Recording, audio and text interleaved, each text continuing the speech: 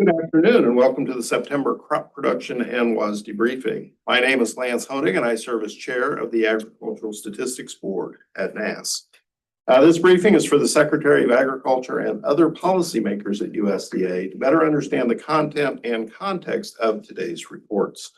We are very pleased to have Brooke Appleton, USDA's Deputy Undersecretary for Farm Production and Conservation, join us as Secretary Designate today. We also welcome Dr. Seth Meyer, USDA's Chief Economist.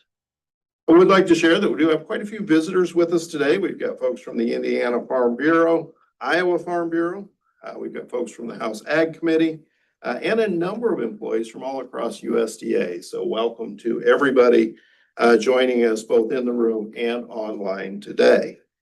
Before I turn things over to our presenters, I do have a few notes for our live streaming audience. The crop production and WASDE reports are considered principal federal economic indicator reports. The Office of Management and Budget provides specific guidance on how these important reports are to be released. OMB statistical policy instructs policymaking officials to refrain from making public comment regarding the content of these reports within 30 minutes of their release. Therefore, we will not be taking questions from the public during this briefing. Both NASS and World Board staff are available for phone or email questions, and NASS will host a social media event at 1:30 Eastern Time this afternoon. We strive to have everything presented at this briefing match the official record. However, should there be any discrepancy, always refer to the official published estimates. With that, I'll turn things over to Anthony Perlman. He is the acting chief of the crops branch here at NASS, and he will be immediately followed by Dr. Mark Jekanowski, chair of the World Outlook Board. Anthony?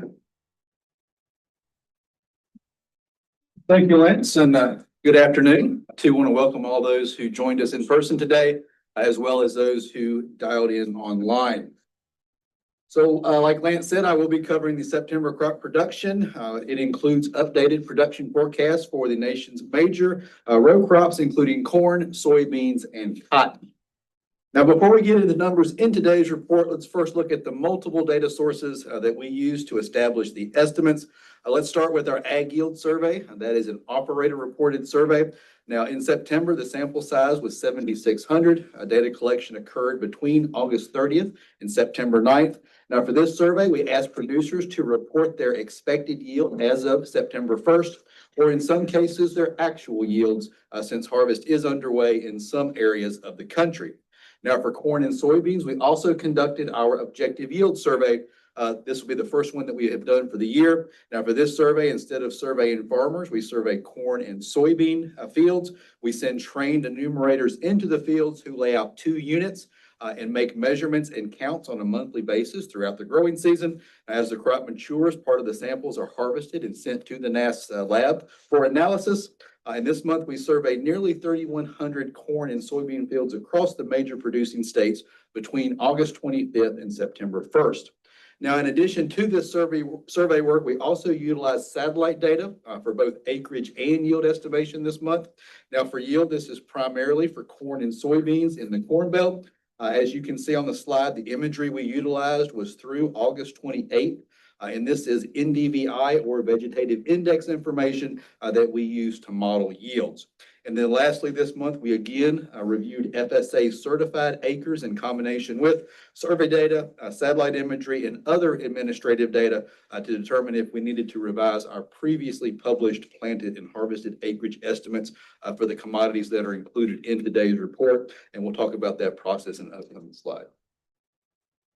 All right, this map shows how those 7,600 ag yield samples we discussed on the previous slide are distributed across the U.S. As you can see, the larger sample sizes represented by the darker shade of orange are in the nation's major row crop producing states. Now, as I mentioned earlier, NASA again reviewed planted and harvested acreage this month to determine if updates need to be made to our previous published estimates. Now, today's report includes a special note on the front page reminding data users of our procedures for updating acreage estimates. Now, the goal of this review in August and September is to ensure that the published acreage estimates are as accurate as possible, as early as possible to help forecast final production for the year. Now, based on this review, we did make some adjustments to our previous acreage estimates, which we will discuss as we look at the various crops throughout this briefing. All right, let's go ahead and dive into the data, starting with corn. We'll first look at the current condition of this year's crop. Now, the information presented in this slide comes from our weekly crop progress and condition survey. Each line on the graph represents the percent of the crop rated in good to excellent condition between 2020 and 2025. And then the red line represents the current year. Now, as you can see, this year's crop is rated higher than the previous 5 years at this point in the season. So growing conditions have been fairly good so far this year. However, you will also notice we have seen a decline in conditions over the last several weeks. In fact, as of August 31st, 69% of the corn acreage was rated in good to excellent condition, compared to 73% rated in these two categories at the first part of August. So we've seen a decline of 4 percentage points during the month of August. All right, this next graphic shows the development of the corn crop by showing the percent of the acreage in the dent stage compared to the previous 5 seasons. This data also comes from our weekly crop weather survey. And again, 2025 is represented by the red line. Now, as of August 31st, 58% of the acreage was dented. That's identical to the same time last year. And as you can see, development is in line with the previous 5 seasons. All right, now let's look at the corn numbers published in today's report. Now, based on our review of FSA certified acreage, we did make some additional changes to corn acreage this month compared to what was published in August. Planted acreage at 98.7 million acres was raised 1.5% or 1.47 million acres compared to the previous estimate, and that is 9% more than what was planted in 2024. Harvested area for grain is forecasted just over 90 million acres. That's also up 1.5% or 1.36 million acres from the previous forecast. It's also up 8.6% from last year. As of September 1st, yield is forecast at 186.7 bushels per acre. That is down 1.1% or 2.1 bushels from the August forecast, but it's up 4.1% or 7.4 bushels from the previous year. And if realized, this would represent a record high corn yields for the U.S. Production is forecast at 16.8 billion bushels. That's up 0.4% from last month and up 13.1% from 2024. And this too represents a record high for the U.S. Now, lastly, the bottom table on this slide shows the top 5 corn producing states in 2025 and how acreage, yield, and production compare to last season. I also want to point out that 4 out of the top 5 producing states are expecting record highs this year. All right, this chart shows the planted and harvested corn numbers graphically across the past 10 seasons. As you can see, this year's planted total is the highest across this time series. And in fact, this is the highest planted area on record since 1936. Now, in terms of acreage harvested for grain, this year's harvested area represents the highest total since 1933.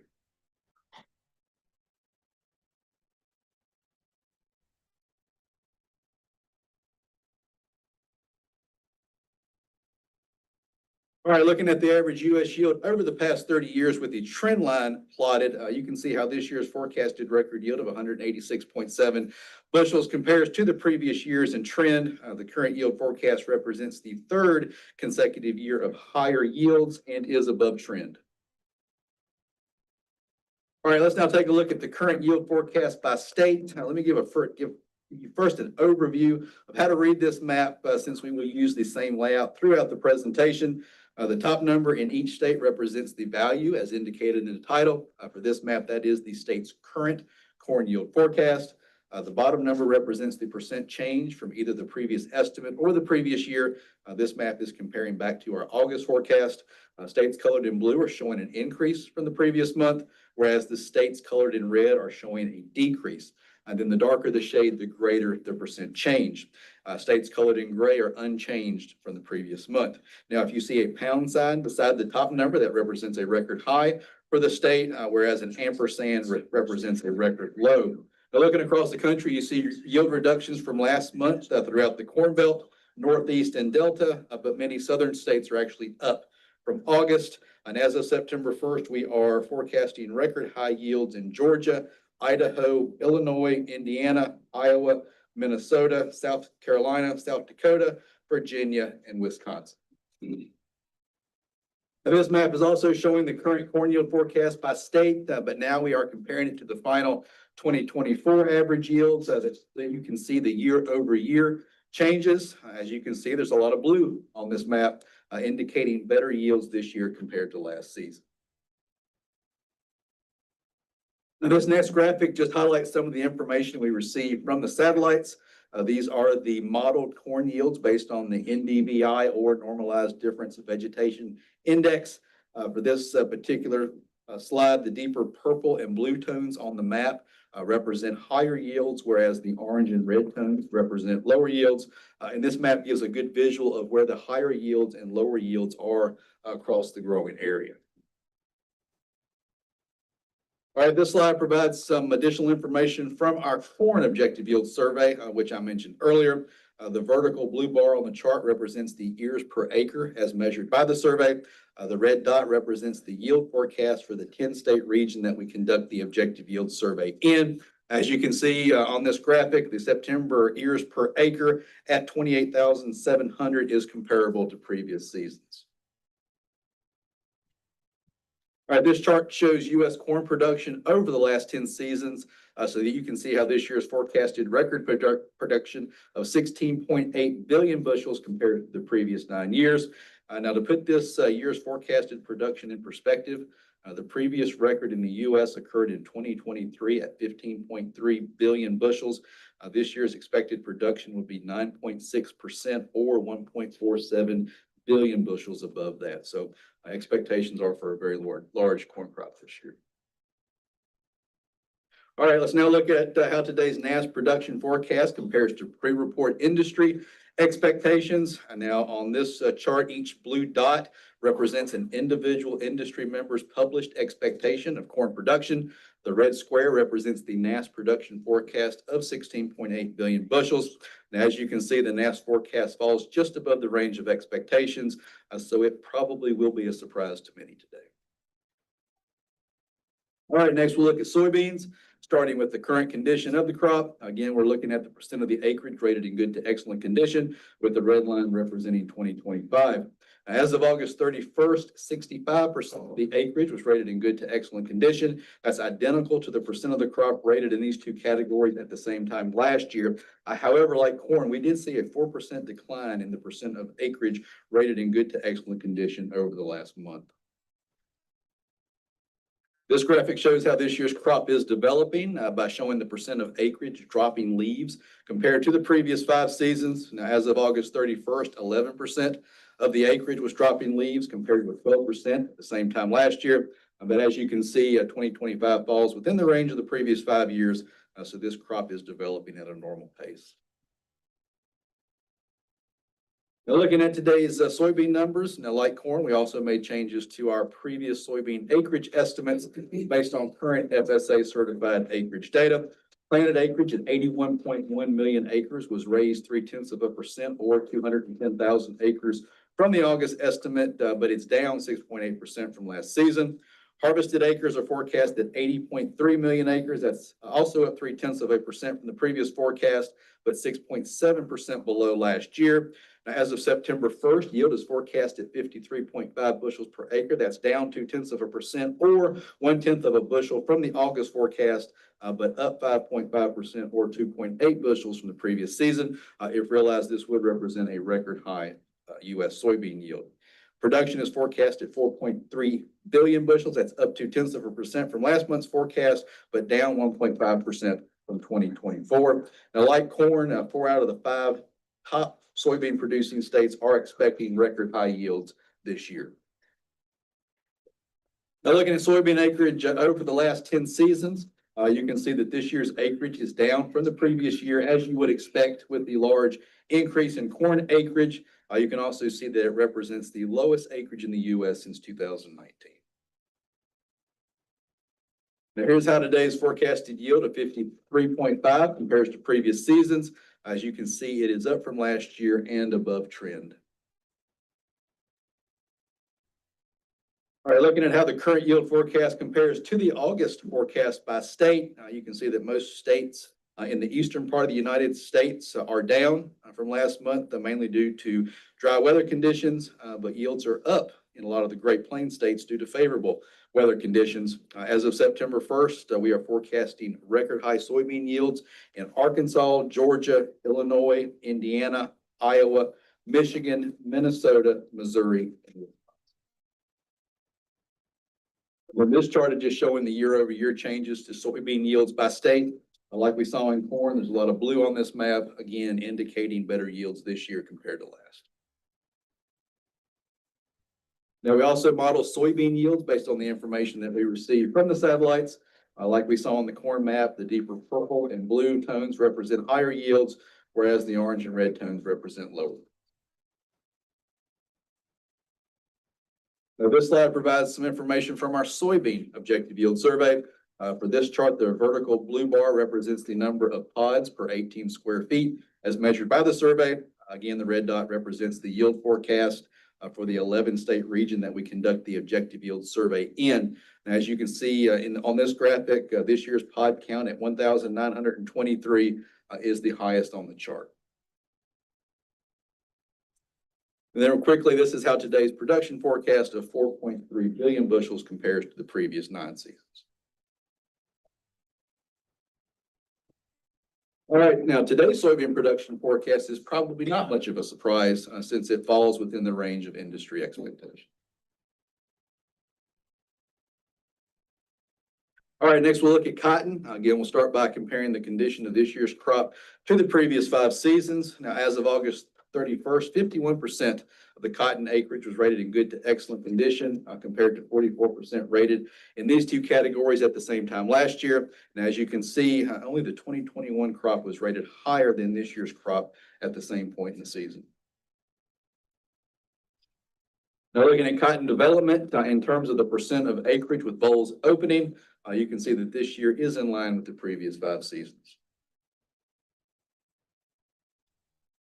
All right, looking at today's cotton numbers, now based on current FSA certified acreage data, planted acreage at nearly 9.3 million acres was raised 0.2% or 19,000 acres from the August estimate, but is down 16.9% from last season.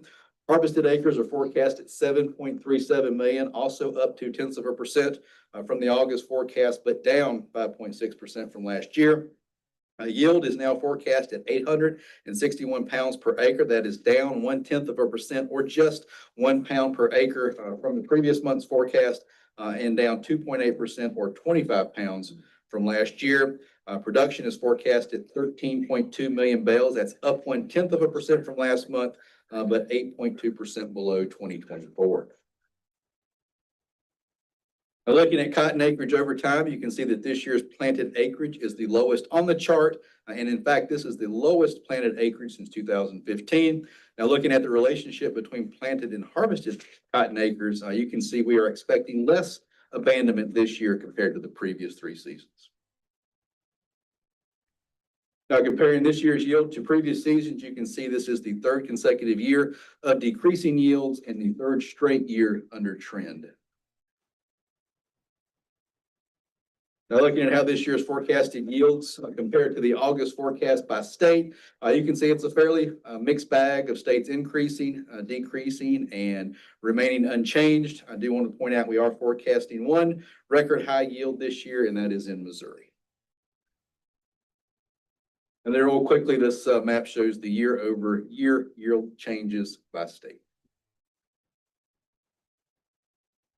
Now, in terms of production, you can see how this year's production forecast of 13.2 million bales compares to the previous 9 seasons. Now, comparing today's cotton production forecast to industry expectations, you can see that is within the range, but maybe lower than many had anticipated. All right, now we'll take a look at some of the other crops in today's report. And I do want to point out that chickpeas, dry edible peas, and lentils, September represents the first yield and production estimates of the season. So that is why you see an NA instead of a calculated percent change from the previous estimate in this table for those two items. Now, starting with chickpeas, both planted and harvested area was raised 0.2% from the previous estimate, and both are up from last year. Yield at 1,418 pounds per acre is up 24% from the previous season. Production is forecast to be 31.9% higher than last year. Now, looking at dry edible peas, both planted and harvested area was raised over 10% from the previous estimate, and both are up nearly 21% from last year. Yield at 1,814 pounds per acre is up 2.2% from 2024, while production is forecast to be up 23.4% compared to last season. Now, planted and harvested lentil acreage was raised 6.2% and 9% respectively from the previous estimate, and both are up from last year. Yield is forecast at 1,055 pounds per acre. That is up 5.3% from last year, with production up 22.5% from 2024. Looking at peanuts, both planted and harvested area was raised 0.7% from the August estimate, and both are up over 8% from the previous season. Yield at 3,890 pounds per acre is up 1.4% compared to last month's forecast, and up 6.1% compared to the 2024 average. Production at nearly 7.4 billion bushels is up 2.1% from August and up 14.7% from last year. If realized, this would represent a record high production for the U.S. And then total rice planted and harvested area was raised 1.2% compared with the August estimate, but both are down from the previous season. Yield at 7,559 pounds per acre is down 1% from the previous forecast and down 2.4% from 2024. Production is forecast to be up slightly from the August forecast, but 6% below what was produced last season. All right, planted and harvested sorghum acreage was raised less than 1% from the August estimate, and both are up from 2024.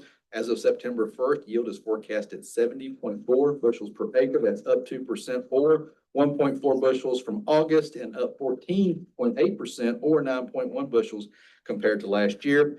Production is forecast to be up 2.7% compared to the previous forecast, and up 17% from last season. Looking at our sugar crops, starting with sugar beets, planted and harvested area was raised less than 1% from the previous estimate, but both are down from last year. Yield at 33 tons per acre is up 0.3% from last month, and up 1.5% from last year. Production is forecast to be up 0.8% compared with last month, and up slightly from 2024.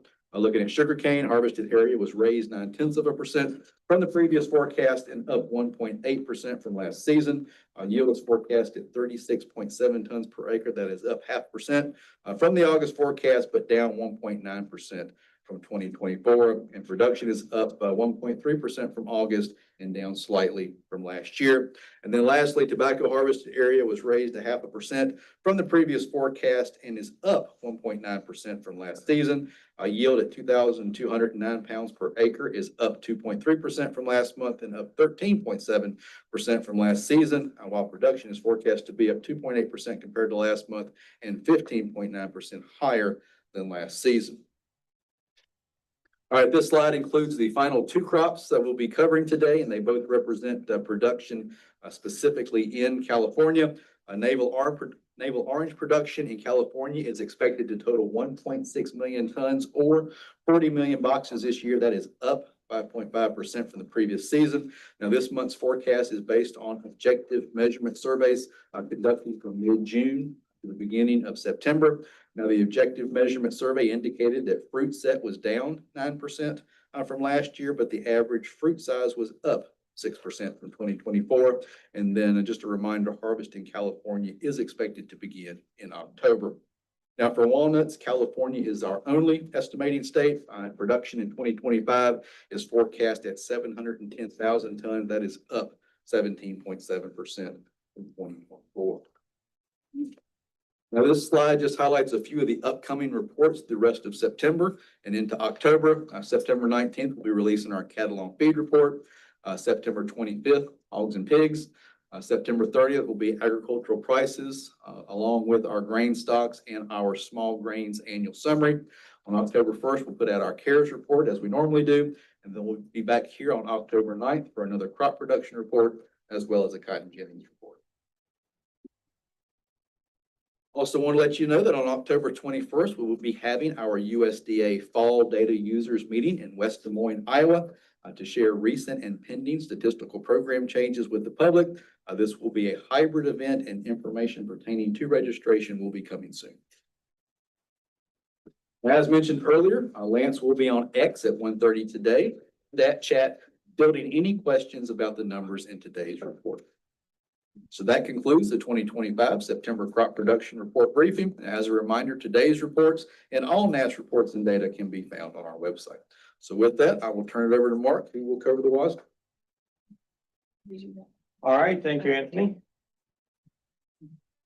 All right, good afternoon, everyone. So I'm going to walk you through the WASDE report, at least through the key commodities covered in the WASDE report. I got a lot of information to go through here, just a couple highlights, of course. The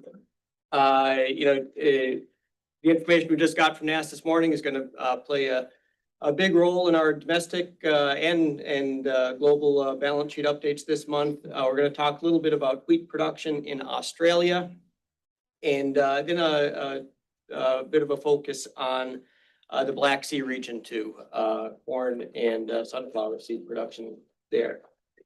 So let's jump right in with global wheat production changes this month. Big increase in global wheat supplies this month, up 9.3 million tons. And important to point out that most of those increases are among major global wheat exporters. As I noted, I'll talk a little bit more about Australia in a minute. That is, of course, the biggest change this month. Biggest increase in production.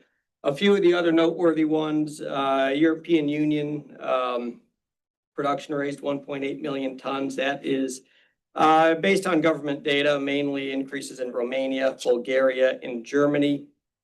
Russian wheat production raised 1.5 million tons. Both winter and spring wheat, spring wheat in particular, area down a bit, but very good conditions. So yields are high, and that's supporting increased production there. Ukraine raised 1 million tons. That's based on harvest results. Kazakhstan, similar to Russia, right next door, very favorable spring wheat conditions. So that's a spring wheat increase there of 500,000 tons. Canada up 1 million tons. That's guided by the information recently released by Stats Canada. And the one sold decrease this month was Argentina, and that is just based on data from the Ministry of Ag. So quickly, Australia, and quick reminder of the main areas within Australia of where wheat is produced, both in the western part of the continent and toward the east. When we started out the season planting this wheat planting this year, conditions started out very dry, especially in the west, which is one of the major production regions. But then as we came out of Australia's winter season, we had a very favorable precipitation in August across the entire continent. Few rainfall traces. So again, this is Western Australia, above average rainfall, very strong here through August. New South Wales, overall a little bit drier than average, but the rains have been very timely, supporting good production there. And when we look at the satellite imagery, vegetative health index, it's just very strong throughout the country, especially in Western Australia, major production area. VHI values way up at the top of the range in the blue, and also good in the east too. A little bit, slightly less in Victoria and New South Wales, but still very strong overall, and that is supporting this expectation for a large crop this year. Worth noting, we're still about a month away from beginning of harvest, so achieving this production is going to rely on continued good weather, normal weather. Global wheat supply and use, again, dominated here on the supply side by the big increase this month, 9.3 million ton increase in production. With that higher production is kind of split between higher use, including feed use, and higher global ending stocks. Trade, global wheat trade, we raised 1.2 million metric tons this month. That is mainly higher exports out of Australia, given that big crop we were just talking about, and the US as well, where on the other hand, partially offset by lower exports out of Russia and Ukraine. We reduced Russia's exports by 1 million tons to 45 million, and Ukraine's by 500,000 to 15, off to a fairly slow start to their export campaign. US wheat balance sheet, fairly straightforward this month. Main story here is continued strong exports. We raised exports 25 million bushels this month. That is all HRW, reflecting the strong pace that we've seen. Lowered our season average wheat price by 20 cents per bushel, just based on observed prices.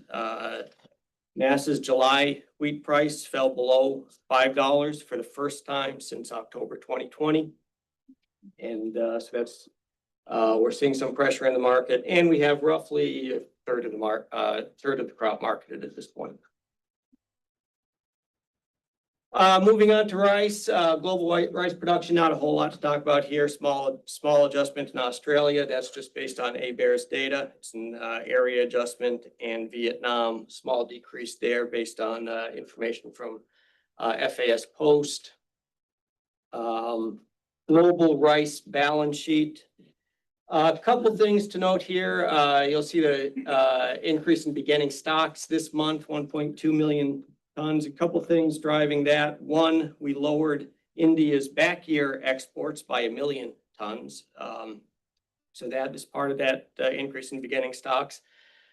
And we also reduced, we also increased U.S. back year ending stocks. And I'll get to that in a minute in the U.S. balance sheet. But so that beginning stocks estimate is driven by both higher stocks in India and higher beginning stocks in the U.S. as well. Beyond that, small changes, global trade changes largely balance out. We increased Burma's exports, reduced Pakistan's exports, and the increased ending stocks there you see this month is mainly higher stocks in Pakistan and the U.S. So regarding the U.S. rice balance sheet, we will start with the 2024-2025 crop year. We're basically truing up to some final trade data.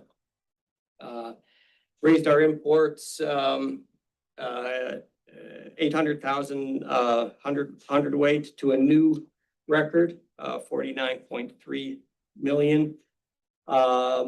Ending stocks raised 3.4 million hundredweight. That is driven mainly by the NAS rice stocks report that we got in August.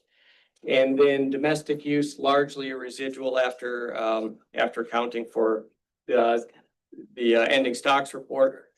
And domestic use, even though reduced 3.1 million hundredweight, it is still a record at just under 167 million. So that's the back year. So then you can see we are carrying in an additional 3.4 million hundredweight of rice into the new crop year, where harvest is now currently underway. Combined with the production increases that we got this morning from NAS, rice production increases, leads to a total supply increase of about 4.7 million hundredweight this month. Exports, we lowered by 3 million hundredweight, off to a fairly slow start, especially, this is all, reduction all in long grain, especially to the Western Hemisphere. And as you can see, ending stocks for the new crop year raised 8.7 million hundredweight this month, to 53.4 million. Season average market price, we reduced by $1 per hundredweight, and that falls across all rice classes, and basically based on futures prices and recognition of the large stocks we're looking at. So now let's move into corn production. Global corn production, put up the back year here, 2024, 2025. Main change to point out there, of course, is Brazil. Raised Brazil's corn production forecast by 3 million tons based on harvest results. Noteworthy, huge crop raised this month, but we did not increase their exports. They are developing their internal market, especially for ethanol. So that's keeping some of that corn off of the global market. And then also a small change there to South Africa on the back here too, just based on government data. Now on the new crop year, 2025, 2026, a few changes worth noting. EU down 2.7 million tons. This is mainly Romania, Bulgaria.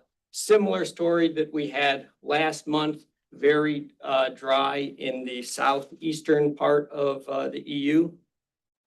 Continued dry, continued poor conditions, pulling down the corn production outlook for those regions.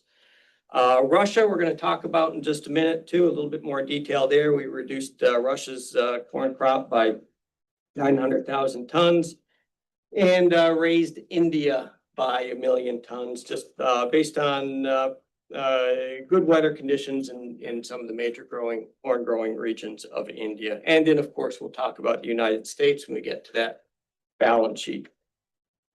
So real quick, Russia corn production. Key areas within Russia where corn is produced, especially in the southern region and the North Caucasus area.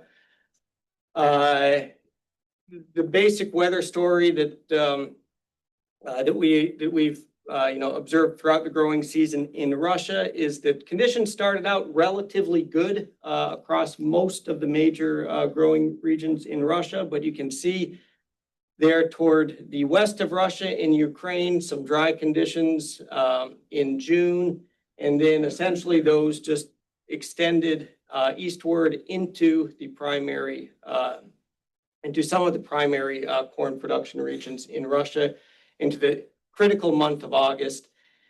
And it was also very hot. So it was dry and extremely hot. Temperatures up above 40 Celsius. And as you can see there on the chart, 40 Celsius translates into 104 Fahrenheit. And that, of course, is in one of those, one of the main production regions of Russia. And it shows up in the VHI. Relatively poor conditions, relatively poor VHI in these southern parts of Russia.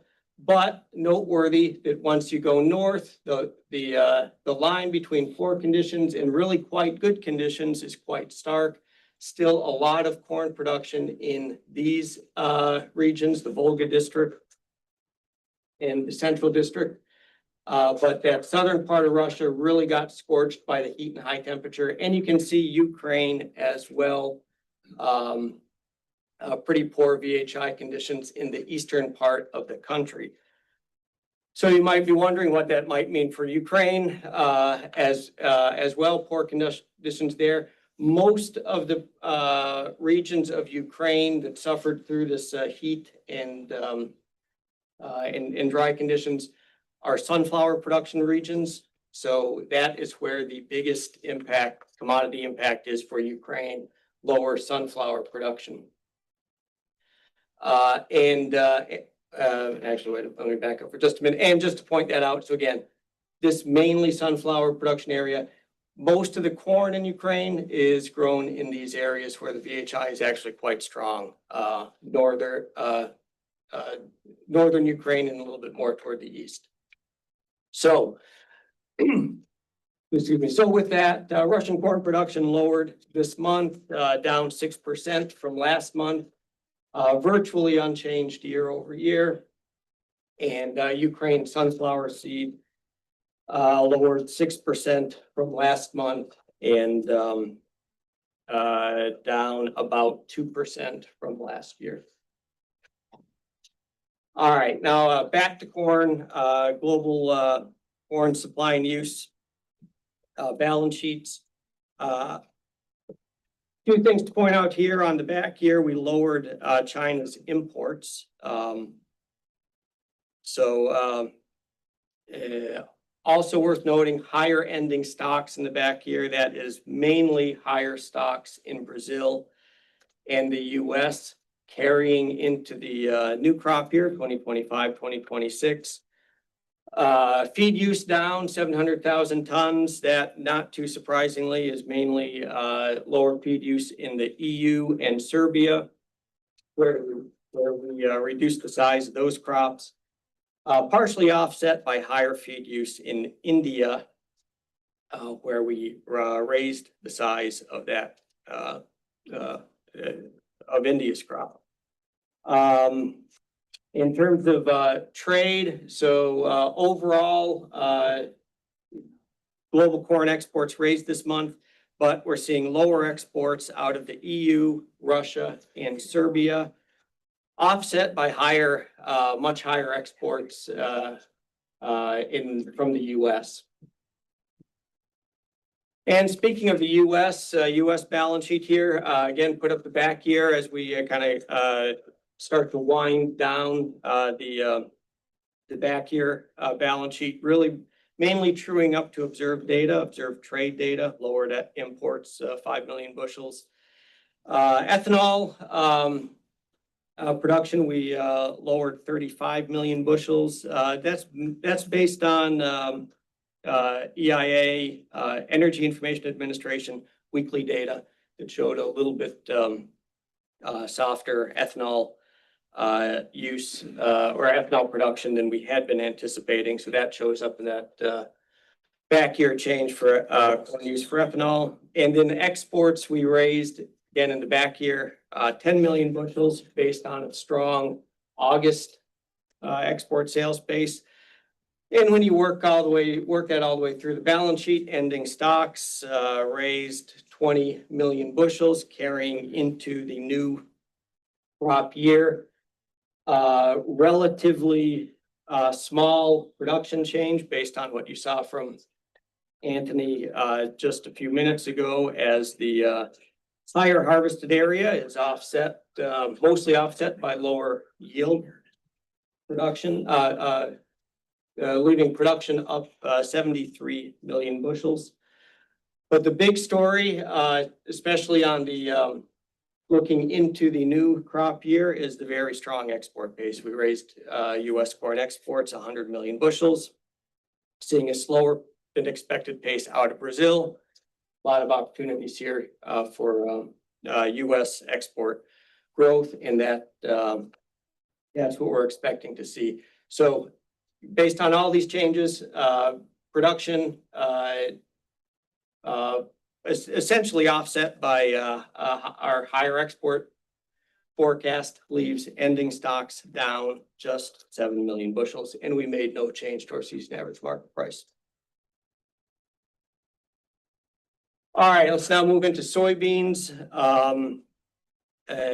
Just a few things worth noting here. Here we reduced India's soybean production 900 million tons based on some poor weather conditions, heavy rainfall in July in some of the key soybean producing areas of India.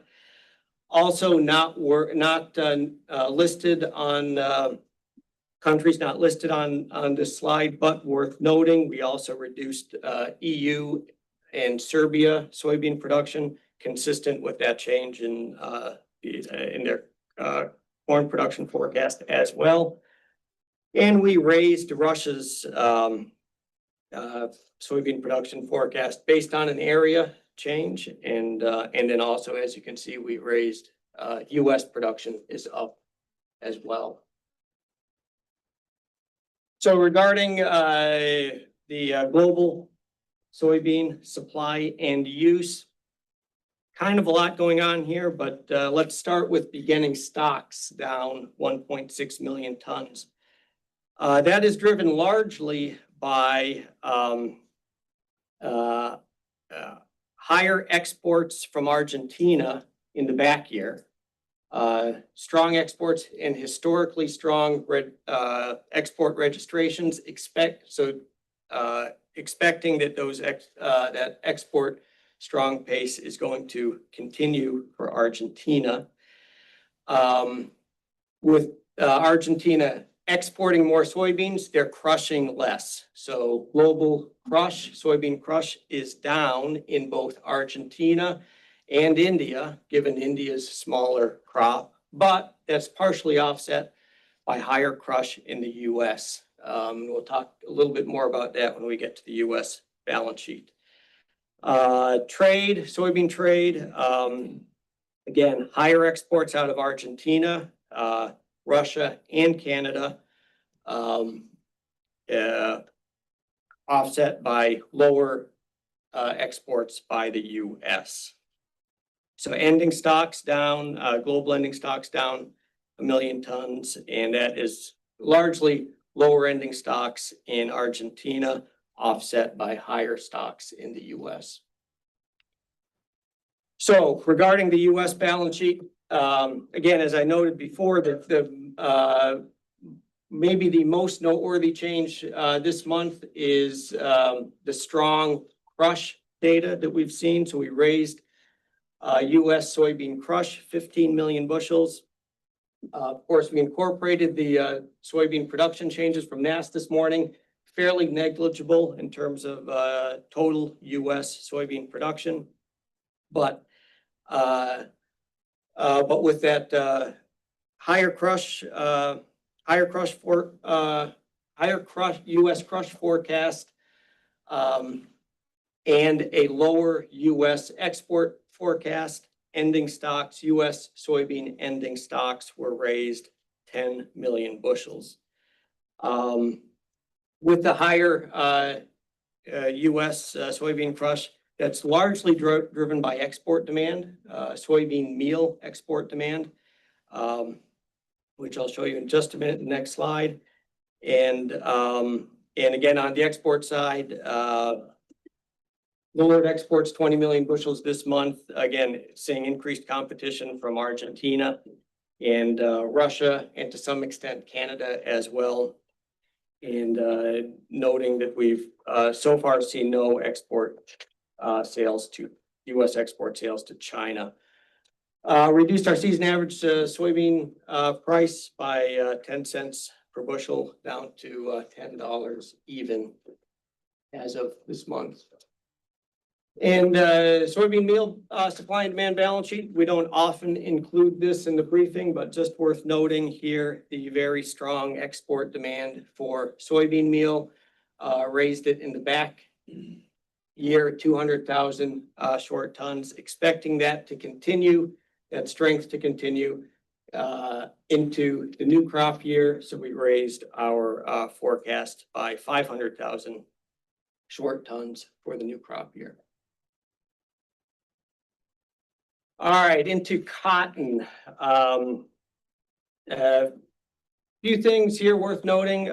China cotton production raised again this month by 1 million bales. We've been consistently increasing the size of that crop. Very good growing conditions in China. Now that crop forecast to be larger than last year's China's last year's massive cotton crop. The increase this month is based both on yield and area. So that's a noteworthy increase in China's production. Turkey, on the other hand, we reduced 400,000 bales. That's both area and yield. Australia offsets that with a 400,000 bale increase, also based on area and yield. India, we raised 500 million bales. They've experienced a good monsoon. Pakistan, on the other hand, we didn't make any changes this month, but we're watching the situation there. They've had a lot of rain and flooding. So we'll be watching that going forward. Global cotton balance sheet. Back year, well, a couple things here to note. Main thing I'd point out, raised global cotton consumption on the back year, 1.2 million bales. That's mostly China. And also into the new crop year, 2025, 2026, seeing continued fairly robust consumption. That increase, that 800,000 bale increase in the new crop year is also predominantly China, which actually we raised China by 1 million bales. So it's partially offset by a reduction in cotton consumption in Turkey. But overall, again, I think the main takeaway from the cotton balance sheet this week is continued relatively strong cotton consumption in China.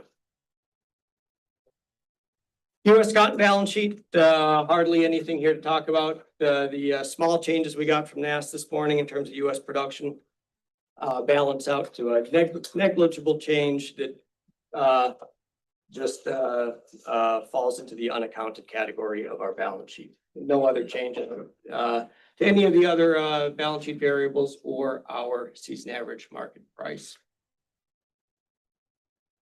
All right, let's move into sugar. Again, back year changes, just kind of truing things up to recent data. Beet production lowered. That is just based on some processor data revisions. Some of the other changes we made, re-export program, again, that we're just truing up to the recent pace. Also high tier imports on the back year. Again, just reflecting the imports as we are observing them come in based on pace. That is both some increases in raw and refined sugar entering at the high tier. And those changes largely all balance out so that ending stocks on the back year change by reduced by only 3,000 short tons. On the new crop year, production changes based largely on the information we got from NASS this morning, as well as some processor information that we continually watch as well. So production up overall 42,000 short tons. But again, I think here the main important change we made to the U.S. balance sheet this month is pretty sharp reduction in Mexico's U.S. imports of sugar from Mexico, reduced by 220,000 short tons. Basically, given, as you know, I mean, this is typically a month where we target a 13.5% stocks to use ratio. But in lieu of being able to target that, Mexico's access reverts back to 50% of the U.S. needs as established in the July WASDE. So that reflects that 220,000 short ton reduction is going back to that 50% of U.S. needs calculated in July, and it still leaves us with a stocks to use ratio of over 16%. Mexico sugar supply and demand balance sheet. Really not much to talk about here. Back year, small increase in Mexico's exports to third countries, just based on trade data. That falls into reduction in ending stocks, which carries all the way through to the new crop year as a reduction in total use. All right, let's now shift out of crops into livestock. So starting out with beef production, some fairly small changes this month, lowered 2025. Now, of course, we're talking about calendar years here. 2025 beef production lowered 100 million pounds this month, mainly reflecting slow third quarter slaughter. This is largely some temporal shifts going on, so lower third quarter slaughter, expecting to raise fourth quarter slaughter and slaughter into 2026. Some of that shifting there, and that is so that explains our change for 2026 beef production. And also noteworthy that we're seeing a little bit lower cow and bull slaughter as well, pulling back that beef production forecast. Pork production also down this month for 2025. Just again, based on slaughter data, and we're also seeing lighter weights there as well. Of course, we will get the next hogs and pigs report soon, end of this month. So we'll be able to true up a lot of the pork production data to that. Broiler production, the broiler industry really has been responding to pretty good margins, continued to increase production there. So raised our broiler production forecast for 2025 based on just observed production and hatchery data, and we expect that strength to continue into 2026. Turkey also just truing up to recent production and hatchery data for 2025. But we're anticipating a little bit slower growth going into next year, into 2026. Livestock prices, steer prices continue to increase. I think it should be relatively self-explanatory there. It's just based on observed prices that we've been seeing. Very strong demand for beef continues, and that is reflected in beef cutout values, and that's supporting the steer prices as well. Hog prices also raised this month, 50 cents per hundredweight for both 2025 and 2026. Relatively tight supplies of hogs, and also likely some support here from the strong beef and cattle market. Broilers and turkeys just truing up to recent observed prices for 2025, and broilers in particular, we reduced our price forecast for 2026, 3.5 cents per pound, based in part on higher production expectations. U.S. meat trade, not too much here changing this month. Beef exports pulled back a bit, just reflecting tighter supplies. Not a big surprise there. Broilers and turkey are just truing up to recent data. Small changes there. One thing I would point out, beef import forecast we raised for 2025. Continue to see strong demand for imported beef, especially for manufacturing grade beef for hamburger. Much in this case now, much of these beef imports are going to be coming in from Australia and shifting away from Brazil with tariffs there. And finally, dairy.